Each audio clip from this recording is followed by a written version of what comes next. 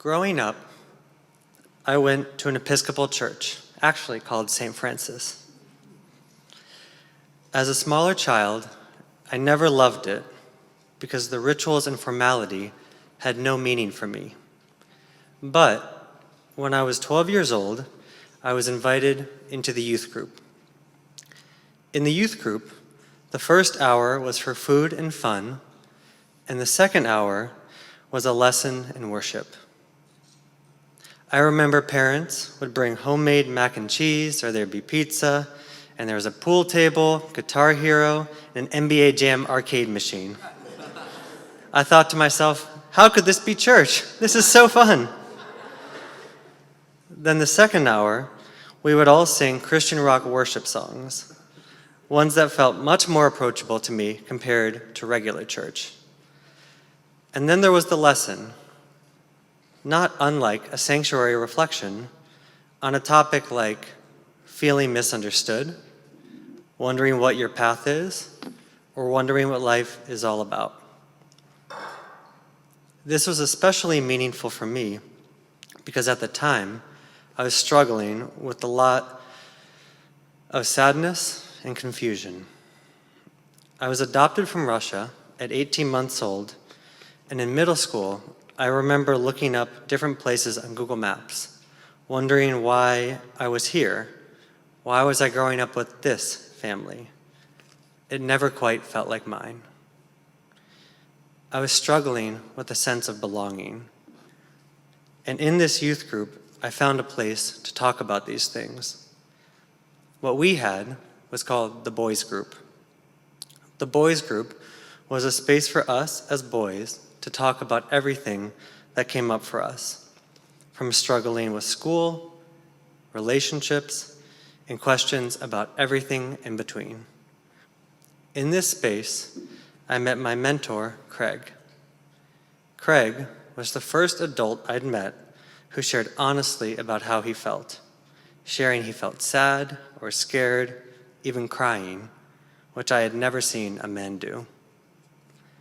When Craig did this, it allowed me to feel safe to share my own feelings of sadness, fear, and confusion. Being able to share what was really going on for me didn't solve all my problems or answer all of my questions, but I learned that just being able to share those things made a huge difference. And for the first time, I felt safe in that space. And I did because of his presence and his love. As I grew older, into late high school years, I knew I wanted to help people and hold space for others in the same way Craig held it for me. I attended college and pursued a path to become a social worker. In my senior year of college, as I was waiting to hear back about grad school programs, I learned some very sudden news. Craig had passed away. I was devastated. I felt so heavy. And in the following days, I found out some other shocking news.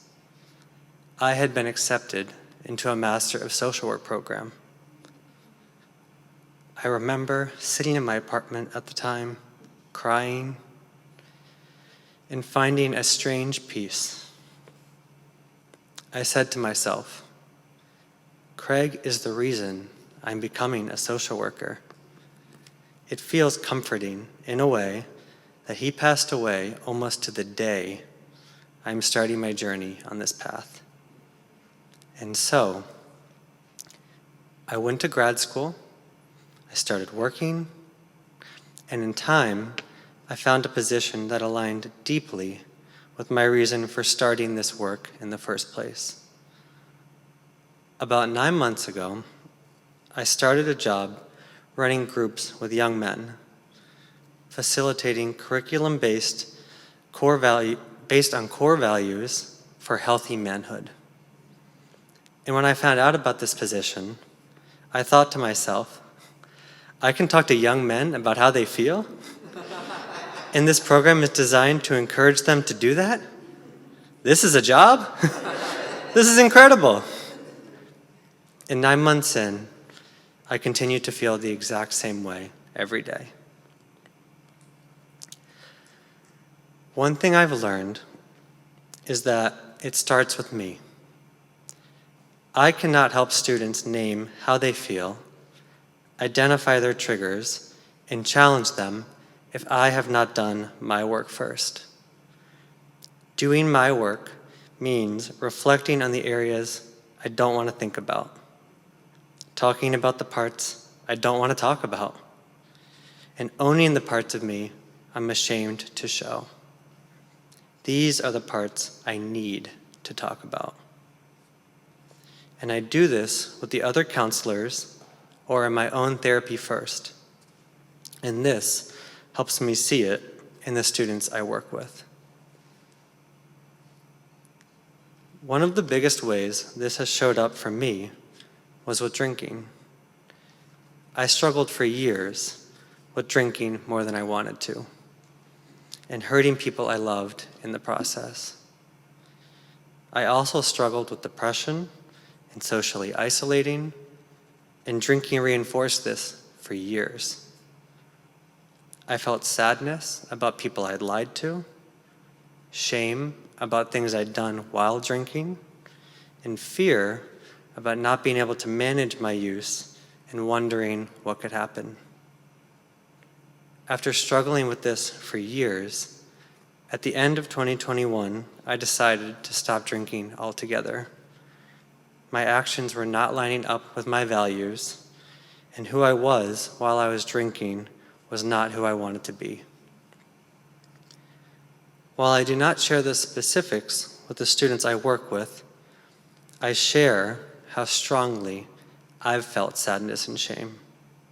And so I can see it in them to help them identify it. I share that I've felt sad, scared, and angry all at the same time. And so I'm able to normalize it. And I can authentically share I've hurt people I care about and stayed in that moment to work through it so I can hold the same moment of courage for a student to do the same. It starts with me, and as I do my work, I am creating a presence for them to do it too. Another part of my work is taking in joy and gratitude as I do it. Just a few weeks ago, I was meeting with a student after one of the groups. I noticed he looked down during the group, and I asked how he was doing. He shared he felt guilt because peers had made it seem like he was negatively impacting the group. I asked him if he thought that was true, and he said yes. He said he jokes around a lot, and he lies, and that people can't take him seriously. I asked if this is who he wants to be, and he said no. I want to be someone who people trust and take seriously. He also shared about how he lies at home and how this impacted his relationship with his mom.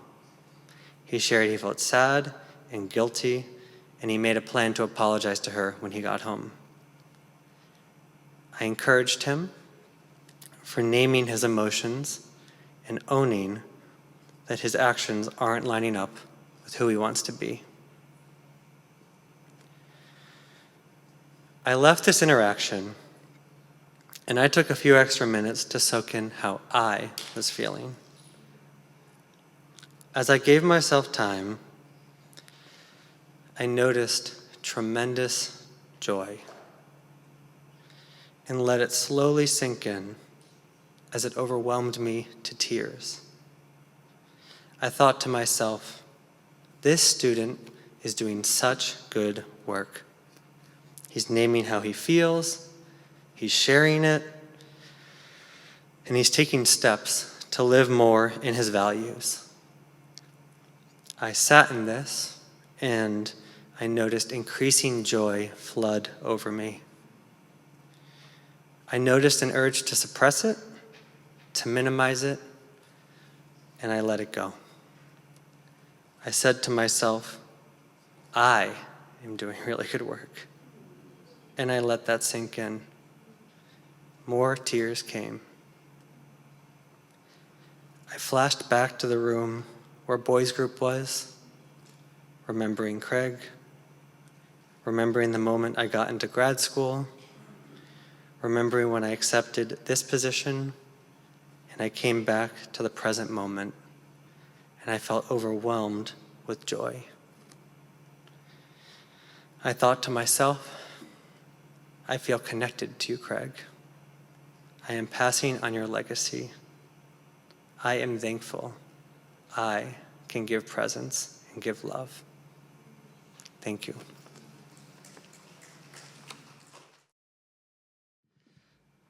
This place is made holy by our presence and our love. This place is made home by the work of our hands and our hearts. It is a gift to receive someone's presence and love. It is a gift to share it. Go with love and go in peace.